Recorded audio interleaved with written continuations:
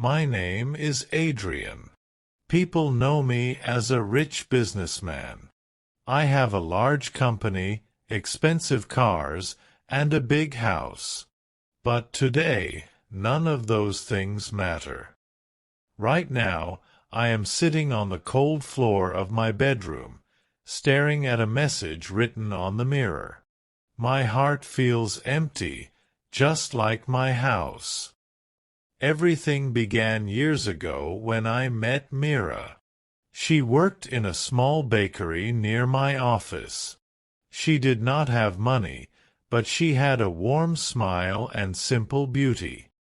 Her black hair fell softly around her shoulders, and her brown eyes were gentle. I liked looking at her. I did not think about love. I only wanted something beautiful in my life. We got married quickly. I gave her a new lifestyle, expensive dresses, jewelry, a big house, everything she never had before. She looked like a queen, but I was not a good king.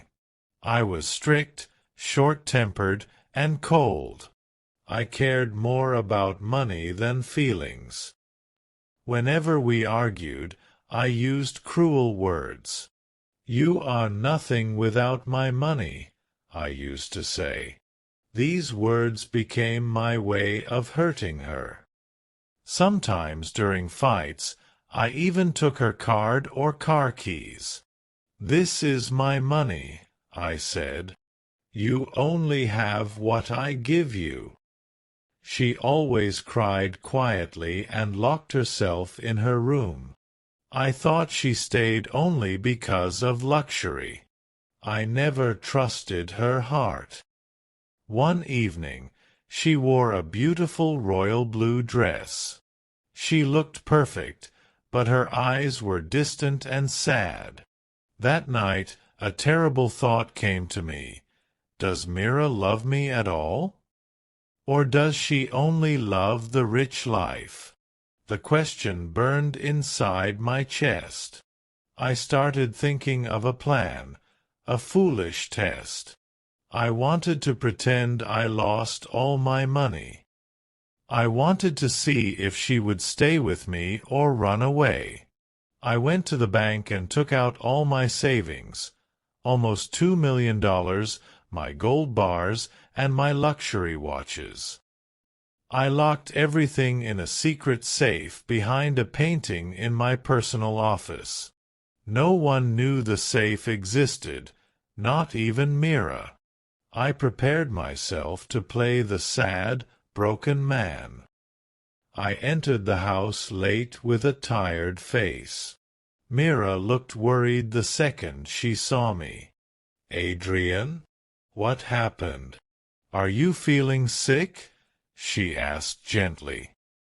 I sat on the sofa and put my face in my hands.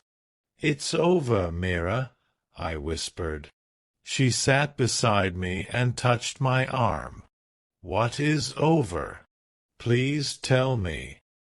I took a long breath and said the lie that I had practiced. I lost everything. The company failed. We have no money left.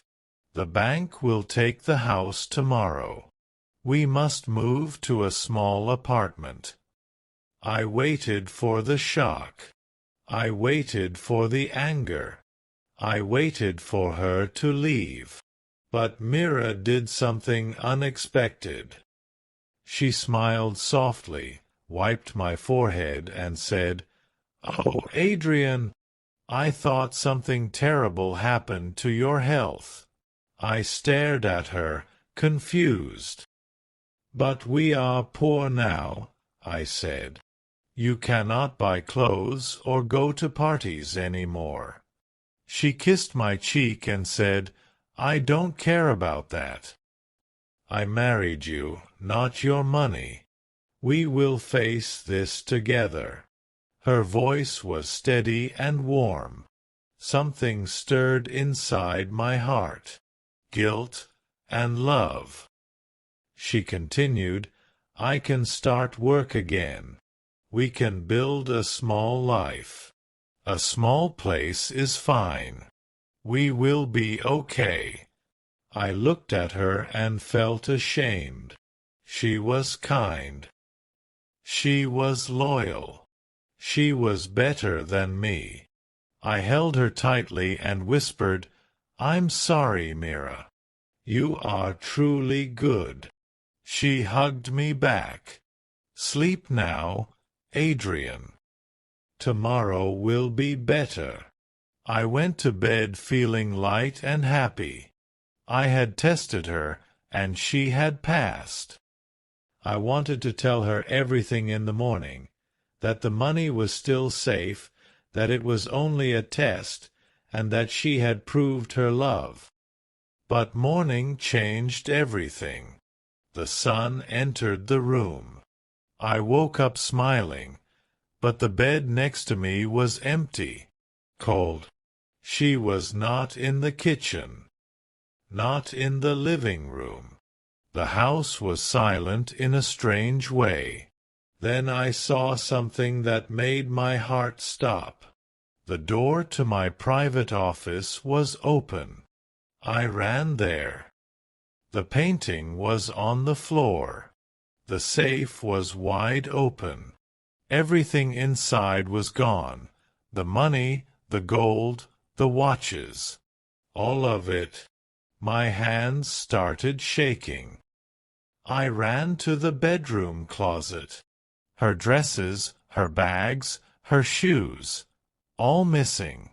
Then I saw the mirror. Red lipstick words covered it. "I knew you were lying. You act very badly." The next sentence cut me like a knife. "You always said I am nothing without your money. Now you will learn what it feels like." I felt my knees weaken. She had understood the test from the beginning. She smiled and played along. She waited until I slept. Then she took everything. She stole my test and turned it against me. Now I sit on the floor, looking at the empty safe. I tested her love, and I got my answer. She did not love me. She did not love the money. She loved the victory, and in the end, she won. Thank you for watching this story. I hope you enjoyed it and learned something new. If you liked it, don't forget to like and share with your friends. Subscribe to the channel and click the bell icon to never miss a new story. Your support and comments mean a lot and keep me motivated. Stay tuned for more exciting stories coming soon.